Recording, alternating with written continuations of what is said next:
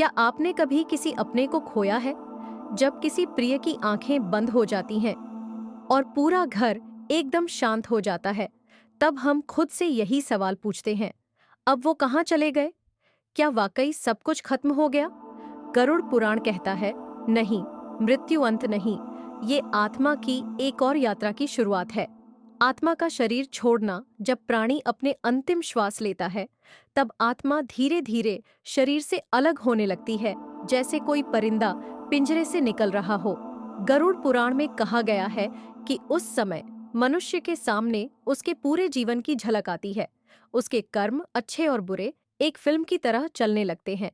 अगर अंतिम क्षणों में मन शांत हो, भगवान का नाम हो, तो आत्मा को तेज और शांत मार्ग मिलता है, यमदूत और आत्मा की यात्रा।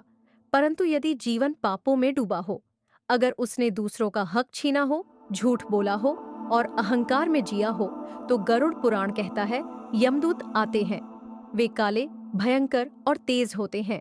आत्मा डर से कांपती है और उसे एक कठिन यात्रा पर ले जाया जाता है, यमलोक की यात्रा।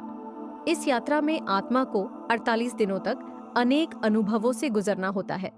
वह अपने कर्मों के प्रभाव से डरती है, पछताती है, रोती है, लेकिन वो अब कुछ बदल नहीं सकती। यमराज का दरबार और कर्मों का न्याय। यमराज का दरबार बहुत विशाल और गूढ़ होता है। वहां कोई वकील नहीं होता, सिर्फ सत्य होता है। गरुड़ पुराण कहता है, यमराज किसी के साथ अन्याय नहीं करते। वहां आत्मा से उसकी हर छोटी बड़ी बात पूछी जाती है। अगर जीवन में उसने एक बार भी भूखे को भोजन दिया हो, किसी को दिल से माफ किया हो या भगवान का नाम सच्चे मन से लिया हो, तो वो पल आत्मा की रक्षा करते हैं। नरक या पुनर्जन्म यमराज फिर तय करते हैं कि आत्मा को कहाँ भेजा जाए।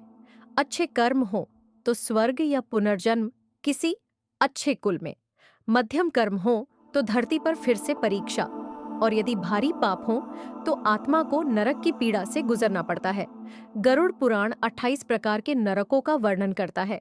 हर नरक एक विशेष पाप के लिए बना है, लेकिन सबसे बड़ा नरक वह होता है पश्चाताप का नरक, जब आत्मा को एहसास होता है कि अगर वो चाहता तो बदल सकता था।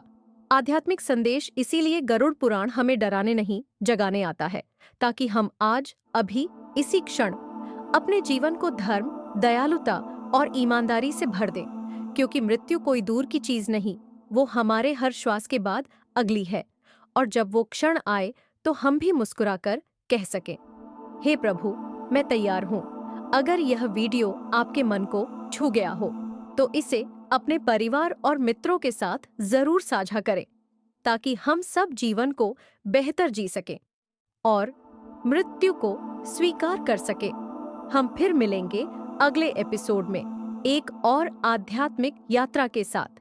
हर दिन को प्रार्थना बना दीजिए, जीवन संवर जाएगा।